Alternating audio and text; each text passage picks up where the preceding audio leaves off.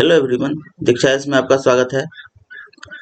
आज का जो हमारा सेशन है उसमें हम मूल अधिकार के टॉपिक को कवर करेंगे। इस सेशन में उसी क्वेश्चन को कवर किया जाएगा जो किसी न किसी टीचर एग्जाम में पूछे गए हैं। यह टीचर एग्जाम के लिए तो काफी उपयोगी है।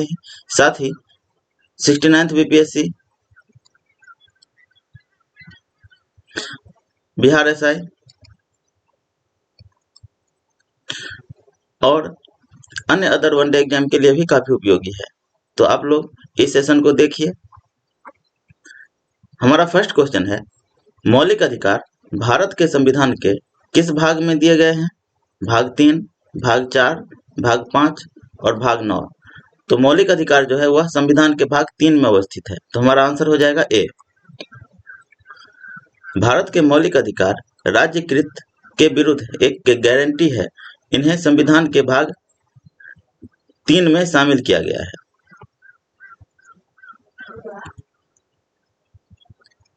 नेक्स्ट क्वेश्चन है, संविधान के कौन से भाग में मूलभूत अधिकारों के बारे में जानकारी मिलती है? भाग 1, भाग 2, भाग 3, भाग 5। तो हमारा आंसर हो जाएगा भाग 3, सी। नेक्स्ट क्वेश्चन, भारत के नागरिक कुल कितने मूल अधिकार अनुभव करते हैं? तो भारत के नागरिक जो है उन्हें कितने मूल अधिकार दिए गए हैं? 5, 6, 7 और 8। तो हमारा आंसर हो जाएगा बी, 6। भारतीय संविधान के द्वारा लोगों को कुल 6 मूल अधिकार दिए गए हैं। भारतीय संविधान के भाग 3 में अनुच्छेद 12 से 35 तक मौलिक अधिकारों का वर्णन किया गया है। वर्तमान में कुल 6 मौलिक अधिकार प्रदान किए गए हैं। हमारा नेक्स्ट क्वेश्चन है, निम्नलिखित में से कौन सा एक नागरिकों के मौलिक अधिकारों को संशोधित करने के लिए प्राधिकृत है? लोकसभा, राज्यसभा, संसद, सर्वोच्च न्यायालय। तो हमारा आंसर हो जाएगा सी, संसद। संसद को ही मौलिक अधिकार में संशोधित करने का अधिकार प्राप्त है। भारतीय संसद नागरिकों के मौलिक अधिकारों को संशोधित करने के लिए प्राधिकृत है, जबकि न्यायपालिका को मूल अधिकारों का संरक्षक समझा जाता है। तो यह भी आप लोग ध्यान रखिएगा कि मूल अधिकारों का संरक्षक किसे कहा जाता है? तो न्यायपालिका को। और मूल अधिकारों में संशोधन कौन कर सकता है? तो भारतीय संसद कर सकता है। नेक्स्ट क्वेश्चन है, निम्नलिखित में से किसे संविधान के मौलिक अधिकारों को संशोधित करने की क्षमता प्राप्त है? तो यह हो जाएगा हमारा संसद। आंसर हो जाएगा बी। नेक्स्ट क्वेश्चन, भारतीय संविधान में निम्नलिखित में से कौन सा संवैधानिक उपचारों का अधिकार में सम्मिलित नहीं है? संवैधानिक उपचारों का जो अधिकार है उसमें संविधान द्वारा न्यायालय द्वारा 5 प्रकार के रिट जारी किए जाते हैं। तो हमें देखना है कि इसमें से जो है सो कौन सा रिट सम्मिलित नहीं है। बंदी प्रत्यक्षीकरण यह है, परमादेश ये भी है, अधिकार परीक्षा ये भी है, जबकि सर्व क्षमा ये नहीं है। तो हमारा आंसर हो जाएगा सी।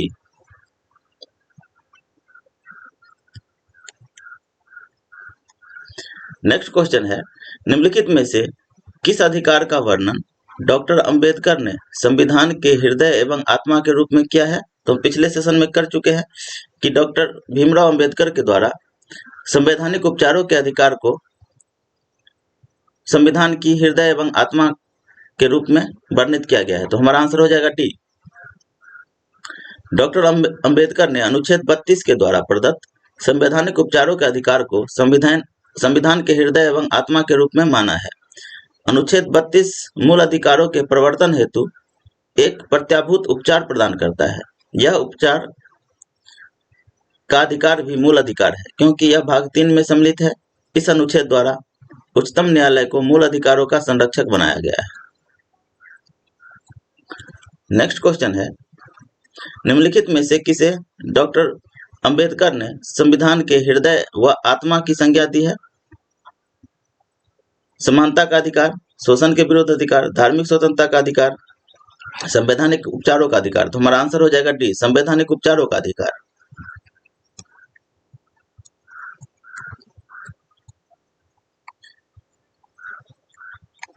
नेक्स्ट क्वेश्चन है, निम्नलिखित में से किस अधिकार को डॉक्टर भीमराव अंबेडकर द्वारा संविधान की आत्मा कहा गया है? तो संवैधानिक उपचारों का अधिकार।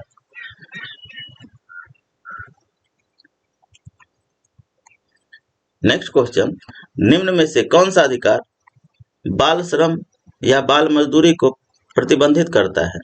धार्मिक स्वतंत्रता का अधिकार, समानता का अधिकार, स्वतंत्रता का अधिकार, शोषण के विरुद्ध अधिकार। तो हमारा आंसर हो जाएगा डी, शोषण के विरुद्ध अधिकार। शोषण के विरुद्ध अधिकार में जो है बाल श्रम या बाल मजदूरी को प्रतिबंधित किया गया है। शोषण के विरुद्ध अधिकार के अंतर्गत भारतीय संविधान का अनुच्छेद 24 14 वर्ष से कम की आयु के बालकों को कारखानों, खनन आदि परिसंकटमय क्षेत्रों में नियोजन को निषिद्ध करता है। तो हमारा आंसर हो जाएगा डी, शोषण के विरुद्ध अधिकार। नेक्स्ट क्वेश्चन है, भारत के संविधान के अनुसार निम्नलिखित में से कौन सा अधिकार आपातकाल में छीना नहीं जा सकता? कौन सा ऐसा अधिकार है जो आपातकाल के दौरान भी नहीं छीना जा सकता है? भाषण का अधिकार, यह छीना जा सकता है। भ्रमण की स्वतंत्रता का अधिकार, इसे भी प्रतिबंधित किया जा सकता है। जीवन का अधिकार, संगठित होने का अधिकार, संगठित होने के अधिकार को भी प्रतिबंधित किया जा सकता है। जबकि जीवन का अधिकार जो है वह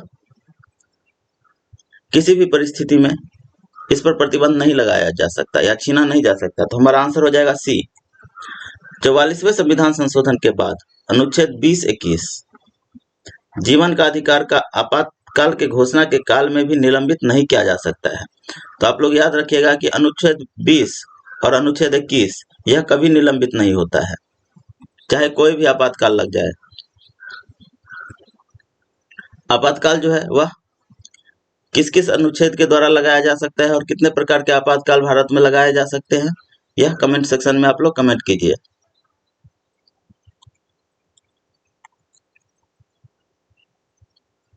नेक्स्ट क्वेश्चन है, कौन सा अधिकार संविधान के अनुच्छेद 352 के अंतर्गत लागू आपातकाल के दौरान भी छीनी नहीं जा सकती? अभिव्यक्ति की स्वतंत्रता का अधिकार, यह छीना जा सकता है। भ्रमण की स्वतंत्रता का अधिकार, यह भी छीना जा सकता है। जीवन का अधिकार, संगठित होने का अधिकार, तो जीवन का अधिकार जो है वह कभी प्रतिबंधित नहीं किया जा सकता। तो हमारा आंसर हो जाएगा सी, 352 के दौरान जो है वह आपातकाल लगता है। 352, 356 और 360 इस तीनों के द्वारा, तीनों अनुच्छेद के द्वारा जो है भारत में आपातकाल लगाया जा सकता है।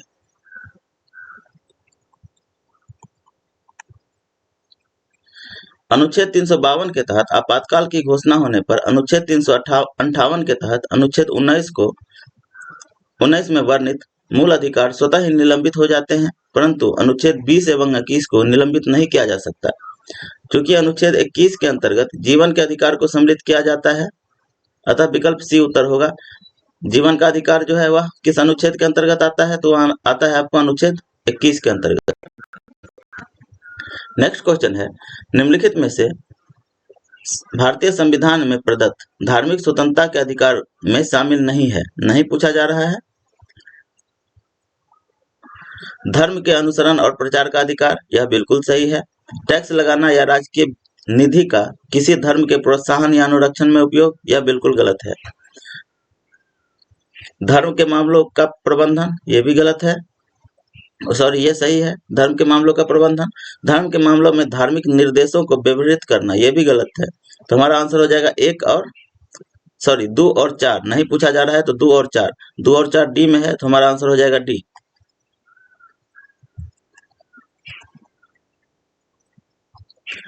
धर्म की स्वतंत्रता का अधिकार का वर्णन अनुच्छेद 25 से अनुच्छेद 28 तक वर्णित है। अनुच्छेद 25 अंतःकरण की और धर्म के अबाध रूप से मानने, आचरण और प्रचार करने की स्वतंत्रता। अनुच्छेद 26 धार्मिक कार्यों के प्रबंध की स्वतंत्रता। अनुच्छेद 27 किसी विशिष्ट धर्म की अभिवृद्धि के लिए करों के संदाय के बारे में स्वतंत्रता। अनुच्छेद 28 कुछ शिक्षा संस्थाओं में धार्मिक शिक्षा या धार्मिक उपासना में उपस्थित होने के बारे में स्वतंत्रता। अतः स्पष्ट है कि टैक्स लगाना एवं धार्मिक मामलों में निर्देश का व्यवहित करना धार्मिक स्वतंत्रता के अंतर्गत नहीं है। तो हमारा आंसर हो जाएगा डी। नेक्स्ट क्वेश्चन है, भारत में मौलिक अधिकारों से संपत्ति के अधिकार को किस संवैधानिक संशोधन के द्वारा हटा लिया गया है? तो हमारा आंसर हो जाएगा डी, 44वां संशोधन। 44वां संशोधन के द्वारा जो है संपत्ति के अधिकार को मूल अधिकार से हटा लिया गया है।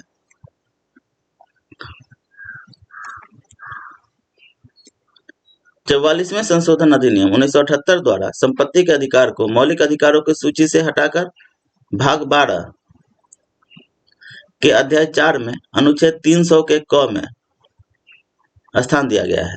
अतः संपत्ति के अधिकार एक वैधानिक या विधि का अधिकार है, जिसका विनियमन साधारण विधियों को बनाकर किया जा सकता है। इसके लिए संविधान संशोधन की आवश्यकता नहीं होगी।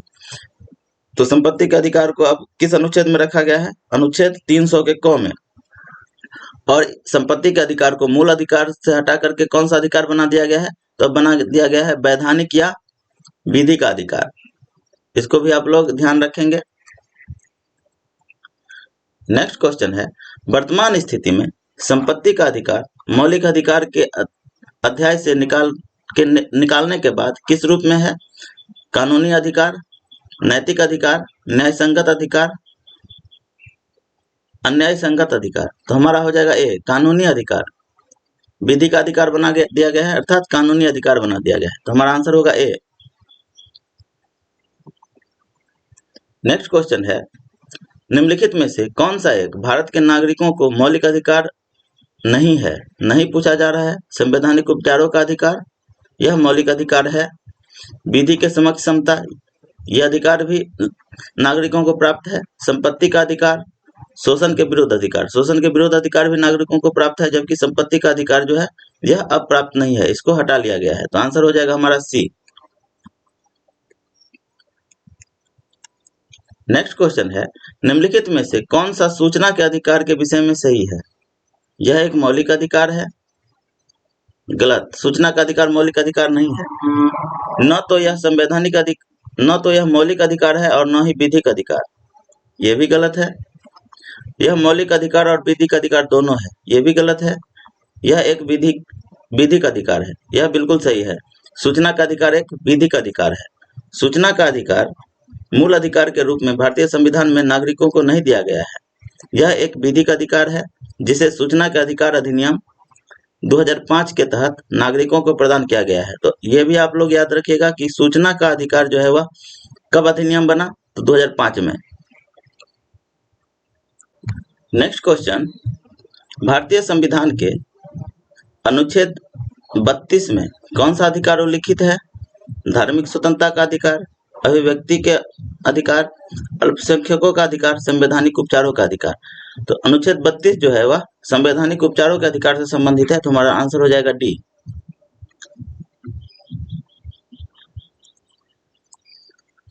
भारतीय संविधान के अनुच्छेद 32 में संवैधानिक उपचारों का अधिकार उल्लिखित है। संवैधानिक उपचारों का अधिकार के अंतर्गत उच्चतम न्यायालय को 5 प्रकार के आदेश या रिट जारी करने का अधिकार है, जो इस प्रकार है: बंदी प्रत्यक्षीकरण, परमादेश, प्रतिषेध, अधिकार परीक्षा और उत्प्रेषण।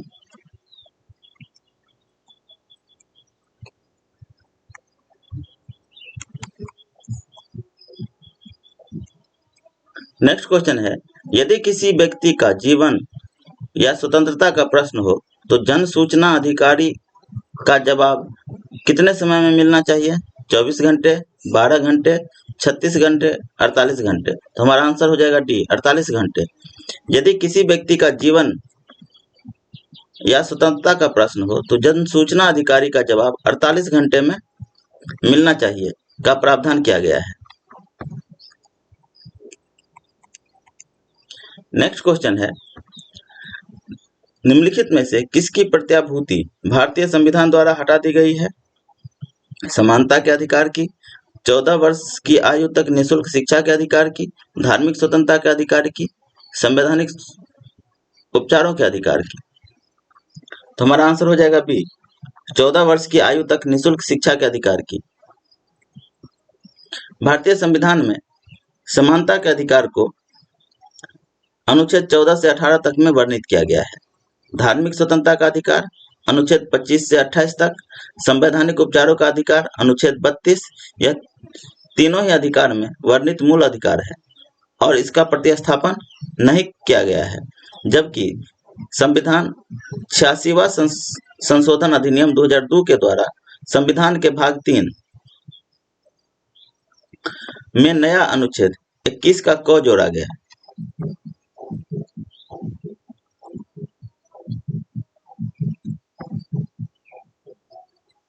जिसके अनुसार राज्य 6 से 14 वर्ष तक की आयु के सभी बालकों को निःशुल्क और अनिवार्य शिक्षा की व्यवस्था करेगा। इस अनुक्रम में शिक्षा का अधिकार अधिनियम 2009 संसद द्वारा पारित किया गया, जो 1 अप्रैल 2010 से लागू हुआ है। शिक्षा का अधिकार जो है वह मानवाधिकार भी है। तो यह भी याद रखिएगा कि शिक्षा का अधिकार अधिनियम जो है वह कब पारित हुआ है, तो 1 अप्रैल 2010 से यह लागू हुआ है।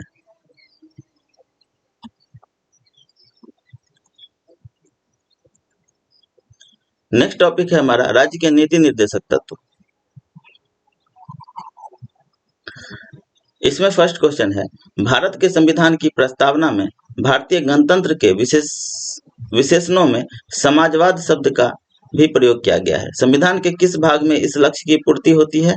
तो समाजवाद शब्द की जो प्रयोग किया गया है उस लक्ष्य का जो पूर्ति है वह राज्य के नीति निर्देशक तत्व और मूल अधिकार दोनों में होती है। तो हमारा आंसर हो जाएगा सी।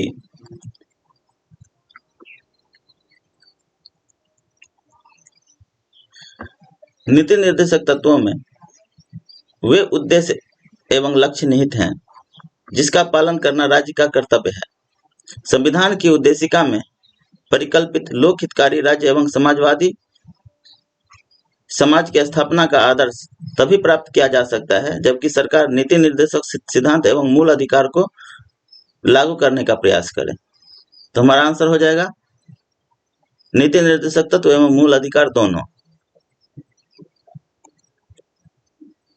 नेक्स्ट क्वेश्चन है, निम्न में से कौन सा राज्य नीति निर्देशक तत्व है?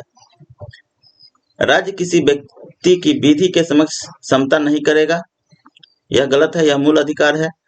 राज्य धर्म, मूल वंश, जाति, लिंग या जन्म स्थान के आधार पर किसी व्यक्ति के विरुद्ध विभेद नहीं करेगा, यह भी गलत है, यह भी मूल अधिकार है, न कि नीति निर्देशक तत्व।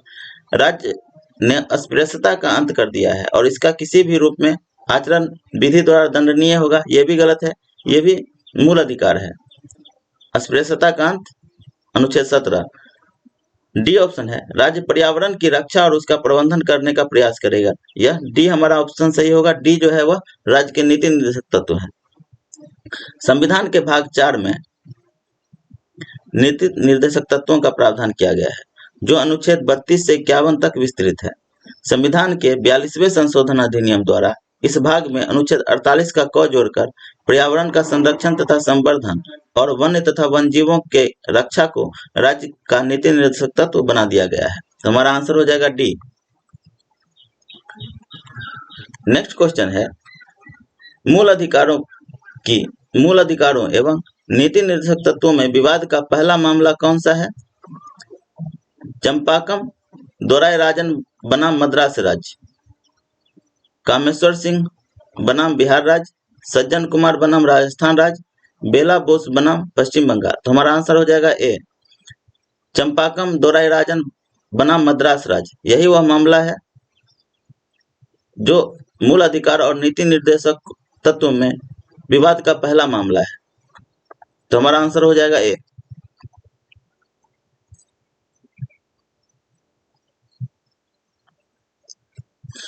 मूल अधिकारों एवं नीति निर्देशक तत्वों में विवाद का पहला मामला चंपाकम दोराई राजन बनाम मद्रास राज्य 1951। उच्चतम न्यायालय ने यह स्पष्ट रूप से कथन किया है, निर्देशक तत्वों को मूल अधिकार के अध्याय के अनुरूप और उनके सहायक के रूप में कार्य करना होगा। हमारा नेक्स्ट क्वेश्चन है, निम्न में से कौन सा राज्य के नीति निर्देशक सिद्धांतों में सम्मिलित नहीं है? नहीं पूछा जा रहा है।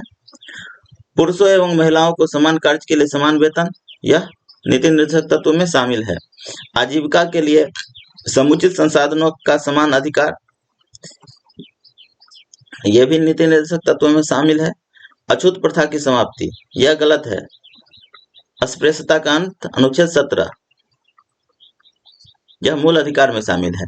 कार्य करने की अनुचित एवं मानवीय दशाएं, यह भी मूल अधिकार में शामिल है। तो हमारा आंसर हो जाएगा सी। यहाँ पे नहीं पूछा जा रहा है। अनुच्छेद 17 के अंतर्गत अस्पृश्यता का अंत समानता के अधिकार मूल अधिकार के अंतर्गत वर्णित है, जबकि बाकी अन्य नीति निर्देशक तत्वों में सम्मिलित है। निम्नलिखित में से कौन एक राज्य के नीति निर्देशक तत्वों में सम्मिलित नहीं है? सॉरी। धर्म को अबाध रूप से मानने, आचरण तथा प्रचार की स्वतंत्रता, यह गलत है, यह मूल अधिकार है। सामान्य न्याय तथा निःशुल्क विधिक सहायता, यह नीति निर्देशक तत्व है। कामगारों के लिए निर्वाह मजदूरी, यह भी नीति निर्देशक तत्व है।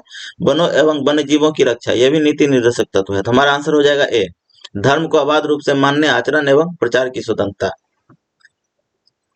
क्वेश्चन में पूछा जा रहा है कि नीति निर्देशक तत्व में शामिल नहीं है, तो ए जो है वह मूल अधिकार है, न कि नीति निर्देशक तत्व। धर्म को अबाध रूप से मानने, आचरण तथा प्रचार की स्वतंत्रता अनुच्छेद 25 के अंतर्गत एक मौलिक अधिकार है, जबकि अन्य सभी प्रावधान नीति निर्देशक तत्व के अंग है। नेक्स्ट क्वेश्चन है, भारतीय संविधान में राजनीति के निर्देशक तत्वों का उद्देश्य है समाजवादी राज्य की स्थापना करना, पूंजीवादी राज्य की स्थापना करना, लोक कल्याणकारी राज्य की स्थापना करना, अध्यक्षात्मक लोकतंत्र की स्थापना करना। तो हमारा आंसर हो जाएगा सी, लोक कल्याणकारी राज्य की स्थापना करना। नीति निर्देशक तत्व का उद्देश्य है लोक कल्याणकारी राज्य की स्थापना करना। संविधान के भाग 4 में दिए गए नीति निर्देशक तत्व के विषय में डॉक्टर भीमराव अंबेडकर ने कहा था कि इनमें एक कल्याणकारी राज्य का लक्ष्य निहित है। तो हमारा आंसर हो जाएगा सी। नेक्स्ट क्वेश्चन है, भारतीय संविधान में नीति निर्देशक तत्व किसके लिए है? भारतीय नागरिकों के लिए, उच्च न्यायालय के लिए, राष्ट्रपति के लिए, सरकार के लिए। तो हमारा आंसर हो जाएगा डी, सरकार के लिए। नीति निर्देशक तत्व जो है वह सरकार के लिए उद्देश्य लक्षित करता है। तो हमारा आंसर हो जाएगा डी। नेक्स्ट क्वेश्चन है, यदि राज्य सरकार राजनीति निर्देशक तत्वों का क्रियान्वयन नहीं करती है तो उसे पालन कराने के लिए कौन बाध्य कर सकता है? भारत का सर्वोच्च न्यायालय, मतदाता, संसद, विपक्ष। तो मतदाता, आंसर हो जाएगा बी। भारतीय संविधान के भाग 4 में वर्णित नीति निर्देशक तत्व सामाजिक, आर्थिक, लोकतांत्रिक तथा कल्याणकारी राज्य की अवधारणा से जुड़े होने के कारण राज्य के द्वारा सक्रिय संकल्प के माध्यम से क्रियान्वित होने वाले उपबंध हैं। अतः इनका सीधा संबंध राज्य के मतदाताओं या जनता से है, इसीलिए वही इसे लागू कराने के लिए बाध्य कर सकता है। नीति निर्देशक तत्व न्यायालय द्वारा परिवर्तनीय नहीं है। यह भी याद रखिएगा कि नीति निर्देशक तत्व को न्यायालय जो है वह परिवर्तनीय नहीं बना सकता है। ग्राम पंचायतों के गठन से संबंधित उपबंध अनुच्छेद 40 में दिया गया है। नागरिकों के लिए समान सिविल संहिता अनुच्छेद 44, कार्यपालिका और न्यायपालिका का पृथक्करण अनुच्छेद 50। अभी जो है भारत में समान सिविल संहिता की बात चल रही है, जो कि नीति निर्देशक तत्व के अनुच्छेद 44 में वर्णित है। नेक्स्ट क्वेश्चन है, निम्नलिखित में से किसने नीति निर्देशक तत्वों को ऐसा चेक बताया है जिसका भुगतान बैंक की सुविधा पर निर्भर करता है? A K. Iyer, Hridaynath कुजलू, HB. Kamat, K.T.. Shah. तो हमारा आंसर हो जाएगा D, K.T.. Shah. K.T.. Shah नीति निर्देशक तत्व को ऐसा चेक बताया है जिसका भुगतान बैंक की सुविधा पर निर्भर करता है। संविधान सभा के सदस्य के.टी. शाह नीति निर्देशक तत्वों को ऐसा चेक बताया है जिसका भुगतान बैंक की सुविधा पर निर्भर करता है। भारतीय संविधान के राजनीति निर्देशक सिद्धांतों को बनाने में किस देश का सर्वाधिक प्रभाव पड़ा है? जापान, बिल्कुल गलत है। आयरलैंड, यह सही है, बी। हमारा आंसर हो जाएगा बी। भारतीय संविधान के भाग 4 में अनुच्छेद 36 से अनुच्छेद 51 तक राज्य के नीति निर्देशक सिद्धांतों का उल्लेख है। भारतीय संविधान का यह उपबंध आयरलैंड के संविधान से लिया गया है। राज्य के नीति निर्देशक तत्व के विषय में क्या सत्य है? ये न्याय योग्य नहीं है, ये न्याय योग्य है, दोनों, कोई नहीं। तो आंसर हो जाएगा ए। ये न्याय योग्य नहीं है। इसे जो है सरकार के द्वारा समय समय पर लागू करने का प्रयास किया जाएगा। न्यायालय जो है इसे प्रवृत्त नहीं करा सकता है। संविधान के भाग 4 में उल्लिखित नीति निर्देशक तत्वों के विषय में इसी भाग के अनुच्छेद 37 में कहा गया है कि इस भाग में अंतर्विष्ट उपबंध किसी न्यायालय द्वारा परिवर्तनीय नहीं होंगे, किंतु फिर भी इनमें अधिकथित तत्व देश के शासन में मूलभूत है और विधि बनाने में इन तत्वों को लागू करना राज्य का कर्तव्य होगा। नेक्स्ट क्वेश्चन है, भारतीय संविधान के कौन सा भाग नीति निर्देशक तत्वों का वर्णन करता है? तो भाग पूछा जा रहा है। तो नीति निर्देशक तत्व जो है वह भाग 4 में निहित है। तो हमारा आंसर हो जाएगा सी।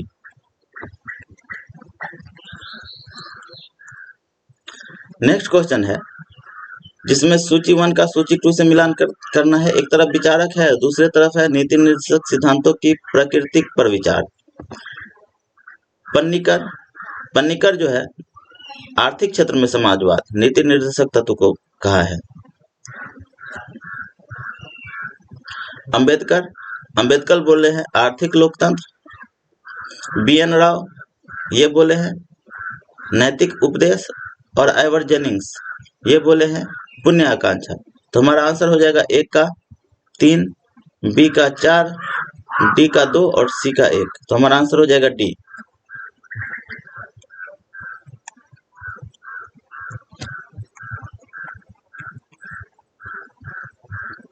कुछ और भी विचार देख लेते हैं जिन्होंने नीति निर्देशक तत्व के बारे में क्या कहा है।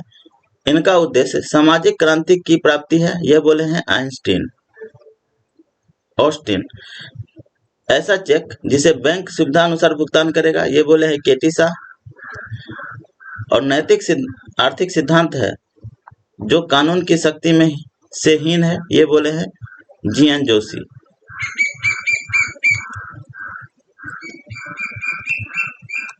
नेक्स्ट क्वेश्चन है भारतीय संविधान का अनुच्छेद 44 किस चीज से संबंधित है? तो यह है आपको समान नागरिक संहिता से। हमारा आंसर हो जाएगा ए। अभी देश में समान नागरिक संहिता की बात चल रही है जो कि नीति निर्देशक तत्व के अनुच्छेद 44 में वर्णित है। तो ये क्वेश्चन आने की काफी संभावना है। आप लोग अनुच्छेद 44 को याद कर ही लेंगे। नेक्स्ट क्वेश्चन, भारतीय संविधान के अनुच्छेद 44 के तहत राज्य द्वारा भारत के समस्त राज्य क्षेत्र में नागरिकों के लिए एक समान नागरिक संहिता कॉमन सिविल कोड प्राप्त करने का प्रयास करना नीति निर्देशक तत्वों में शामिल किया गया है।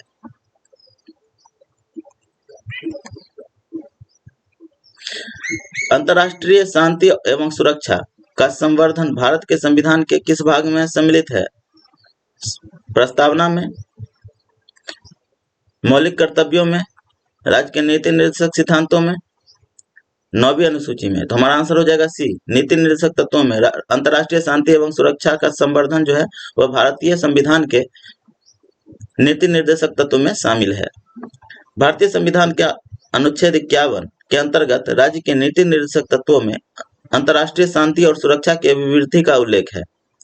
इसके अनुसार राज्य अंतर्राष्ट्रीय शांति और सुरक्षा की अभिवृद्धि का प्रयास करेगा, राष्ट्रों के बीच न्याय संगत और सम्मानपूर्ण संबंधों को बनाए रखने का प्रयास करेगा।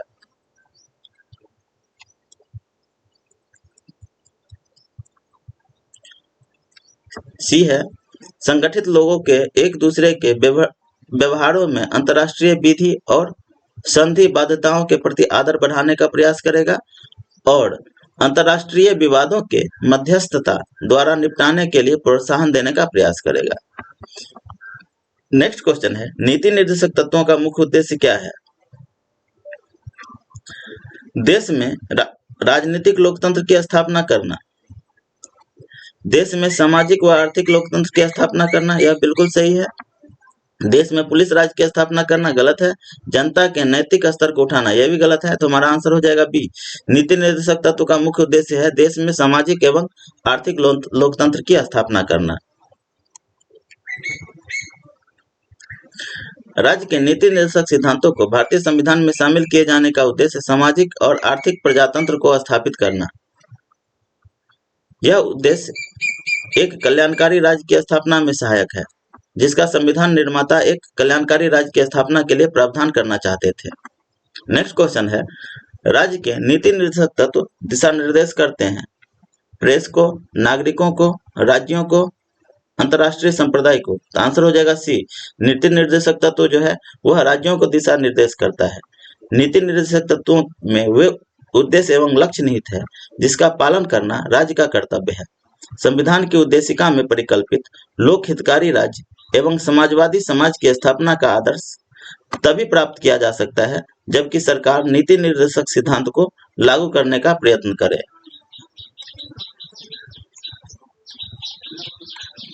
नेक्स्ट क्वेश्चन है, नीति निर्देशक तत्व दिशा निर्देश प्रदान करता है किसको? तो राज्यों को। आंसर हो जाएगा सी। नेक्स्ट क्वेश्चन है, निम्नलिखित में से किसने नीति निर्देशक तत्वों को ऐसा चेक बताया है जिसका भुगतान बैंक की सुविधा पर निर्भर करता है? यह हम लोग पीछे कर चुके हैं। उसका आंसर, ये विचार जो है वह केटी शाह का है। तो हमारा आंसर हो जाएगा डी, केटी शाह। नेक्स्ट क्वेश्चन है, नीति निर्देशक तत्व संविधान की किन धाराओं में दिए गए हैं? तो यह है आपको अनुच्छेद 36 से 51 में। तो आंसर हो जाएगा हमारा सी। नेक्स्ट क्वेश्चन है, राज्य के नीति निर्देशक तत्वों में शामिल है सभी को आजीविका का अवसर। यह बिल्कुल सही है। पुरुष एवं नारी को समान कार्य के लिए समान वेतन, यह भी नीति निर्देशक तत्वों में शामिल है। कुटीर उद्योग को प्रोत्साहन, यह भी नीति निर्देशक तत्वों में शामिल है। मातृत्व सुरक्षा, यह भी है। तो हमारा आंसर हो जाएगा 1, 2, 3, 4 उपर्युक्त सभी। तो सी आंसर होगा हमारा। नेक्स्ट क्वेश्चन है, मूल भारतीय संविधान में शामिल राज्य के नीति निर्देशक तत्वों की संख्या कितनी है? तो नीति निर्देशक तत्वों की संख्या है 14। आंसर हो जाएगा हमारा डी। भारतीय संविधान में अनुच्छेद 36 से अनुच्छेद 51 के बीच भाग 4 में नीति निर्देशक तत्वों को रखा गया है।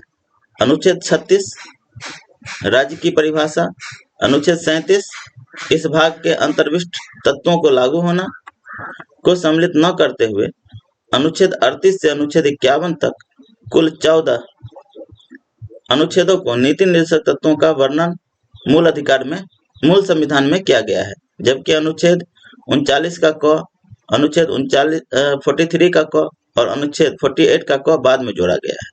तो इस प्रकार हमारा आंसर हो जाएगा डी, 14।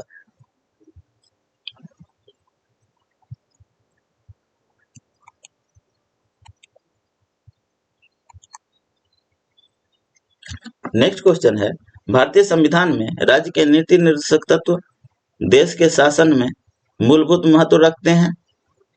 बिल्कुल सही है। किसी न्यायालय द्वारा लागू नहीं कराए जा सकते, यह भी सही है। राज्य का कर्तव्य है कि विधि निर्माण में उनका सम्मान करे, यह भी सही है। तो तीनों सही है, ए बी सी। आंसर हो जाएगा हमारा डी, उपर्युक्त तीनों। नेक्स्ट क्वेश्चन है, संविधान के कौन से अनुच्छेद में यह प्रावधान है कि राजनीति के निर्देशक तत्वों को न्यायालय में नहीं ले जाया जा सकता? तो यह बात अनुच्छेद 37 में कहा गया है। तो हमारा आंसर हो जाएगा बी। संविधान के अनुच्छेद 37 के अंतर्गत यह प्रावधान है कि राज्य के नीति निर्देशक तत्वों को न्यायालय में नहीं ले जा सकता, किंतु ये वे तत्व हैं जो देश के शासन के लिए मूलभूत हैं और विधि बनाने में इन तत्वों को लागू करना राज्य का कर्तव्य होगा। नेक्स्ट क्वेश्चन है, सामाजिक आर्थिक उपबंधों का वर्णन भारतीय संविधान में निम्नलिखित में से किस शीर्षक में मिलता है? तो सामाजिक आर्थिक उपबंध जो है वह राज्य के नीति निर्देशक तत्व में मिलता है। तो हमारा आंसर हो जाएगा बी। नीति निर्देशक तत्व का मूल लक्ष्य ही है सामाजिक आर्थिक न्याय को स्थापित करना। नेक्स्ट क्वेश्चन है, राज्य के नीति निर्देशक तत्व एक ऐसा चेक है जिसका भुगतान बैंक की इच्छा पर निर्भर करता है। ये बोले थे आपको केटी शाह। आंसर हो जाएगा ए। राज्य के नीति निर्देशक तत्वों का उद्देश्य एक आर्थिक प्रजातंत्र की स्थापना करना है। संविधान सभा में किसने यह कहा था? Doctor B R. Ambedkar, doctor Rajendra Prasad, doctor Pandit Jawaharlal Nehru और डॉक्टर राधाकृष्णन। तो हमारा आंसर हो जाएगा A, doctor B R. Ambedkar. Doctor B R. Ambedkar जो है वह राज्य के नीति निर्देशक तत्वों का उद्देश्य एक आर्थिक प्रजातंत्र की स्थापना करना है, ये बोले थे।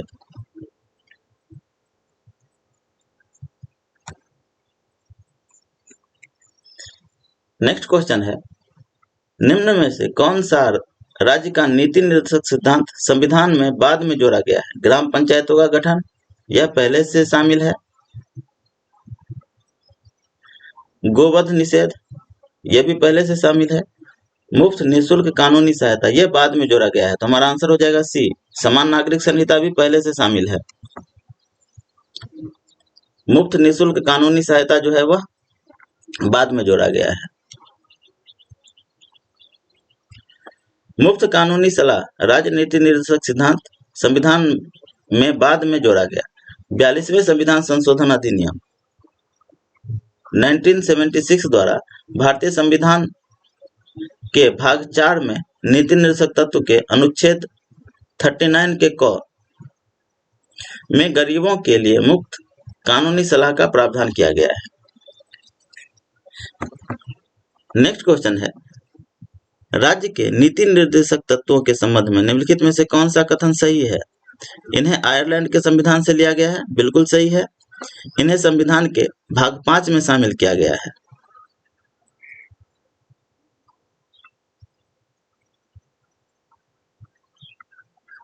ये भी सही है।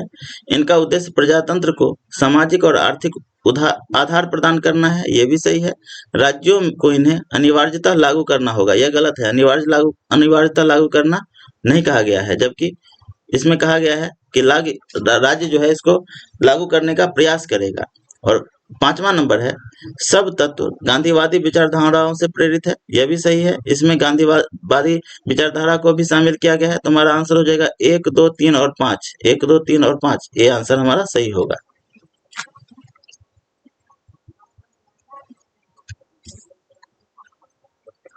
सॉरी, दूसरा भी गलत है। यह भाग 5 में नहीं, भाग 4 में शामिल है, तो 1, 3 और 5 होगा। 1, 3 और 5 ऑप्शन में नहीं है।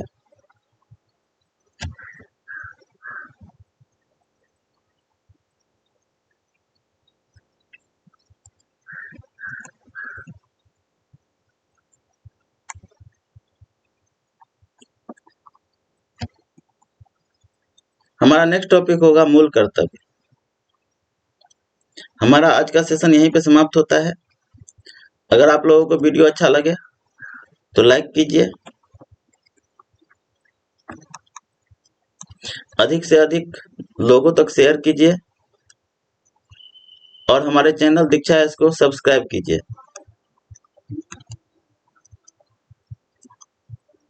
धन्यवाद।